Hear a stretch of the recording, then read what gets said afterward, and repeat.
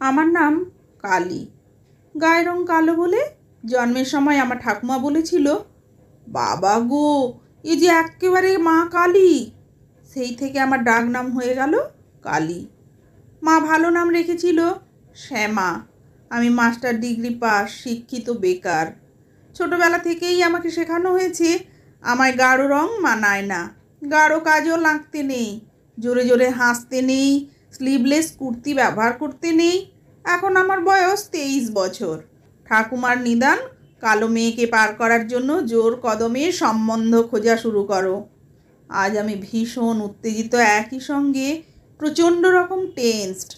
এই প্রথম পাত্রপক্ষ দেখতে আসছে আমায়।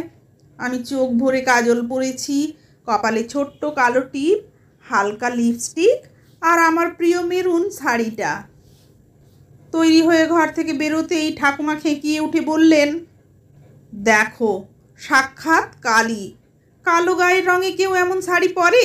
অমন দুধে আলতা গায়ের রং মায়ের, মেয়ের কি করে এমন ছিরি হলো ভগবানই জানে। বৌমা, একটু এদিকে দেখো না। আমি কিছু বলতে যাওয়ার আগেই মা রান্নাঘর থেকে বেরিয়ে এসে শান্ত গলায় বুঝিয়ে বললেন, মারে, তোর গায়ের রংটা একটু চাপা তো, তাই ঠাকুমা বলছেন। গাঢ় রঙে রংটা আরও চাপা লাগবে, হালকা রঙের কিছু পর না, দেখ রং খুলবে। আমার চোখ ফেটে জল আসতে চাইল। আমি ঘরে চলে গেলাম। এসব কথার মাঝেই ওনারা হৈ হৈ করে এসে পড়লেন। আমি আর শাড়ি বদলানোর সময় পেলাম না। সত্যি বলতে কি, আমি শাড়ি বদল করতামও না। যথাসময়ে আমার ডাক পড়ল বসার ঘরে। একে একে পরিচয় করানো হলো সকলের সঙ্গে। ছেলে, ছেলের মা বাবা, ঠাকুমা এবং এক জামাইবাবুও এসেছেন। আমি প্রতি নমস্কার জানিয়ে উল্টো দিকের চেয়ারে বসা মাত্রই আমার ঠাকুমা বলে উঠলেন, আমাদের মেয়ে বাবু কালো ধোলো, তবে রান্নাবান্না কাজকর্মে বেশ এক্সপার্ট।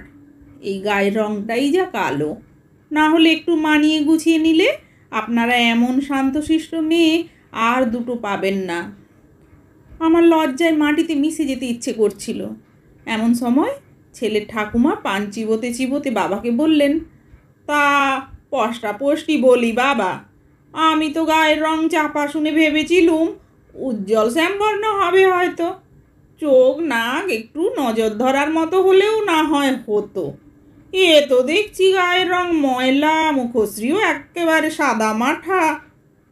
লেখাপড়া তবু করেছে, যদি একটা চাকরি বাকরি কিছু করতো, তাও না হয় আত্মীয়র সম্মুখে একটা মুখ থাকতো।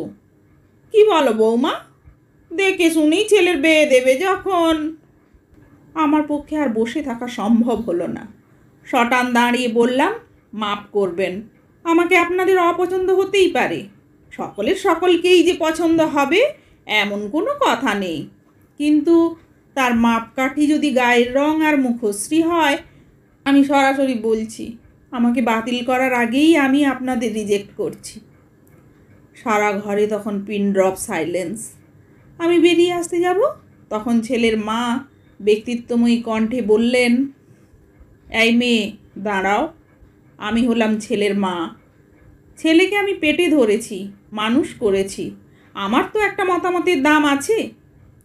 মা, বিয়ের সময় আপনি এবং বাবা আমার কালো গায়ের রং নিয়ে যথেষ্ট হেনস্থা করেছেন আমার বাবাকে। প্রচুর টাকা, গহনা, যৌতুক নিয়েছেন এটাকে ইস্যু করে।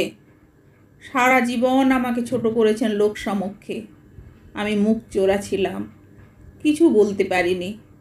কিন্তু আমার ছেলের জন্য আমার এমন প্রতিবাদী মা কালীই দরকার।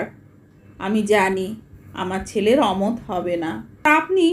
আপনি তো রোজ সন্ধ্যায় ভক্তিভরে গান গান, শ্যামা আমার কালো, তাই এই শ্যামাতে এত আপত্তি কিসের? সবচেয়ে বড় কথা, আপনার নাতিও যথেষ্ট কালো। শুনে আমার ঠাকুমা বললেন, ও তো ব্যাটা ছেলে, সোনার আংটি আবার ব্যাঁকা, কি জানি বাপু, এত আদিক্ষেতা, বিয়ের পর বজায় থাকলেই ভালো। এমন সময় নীরবতা ভেঙে স্বয়ং পাত্র বলে উঠল, আরে থাকবে ঠাকুমা, থাকবে, সারা জীবন আদিক্ষেতা বজায় থাকবে। কি জানেন, আপনার নাতনিকে কলেজ যাওয়ার পথে রোজ দেখতাম। ওই কোমর ছাড়ানো এক পিঠ চুল আর বুদ্ধিদীপ্ত চোখ দুটো ছাড়া আর কাউকেই মনে ধরল না যে। সময় পাল্টেছে, রুচিগুলো বদলাতে হবে তো। জং ধরে গেল যে আদ্যিকালের ভাবনায়। দিন না আপনার নাতনিকে আমার হাতে তুলে।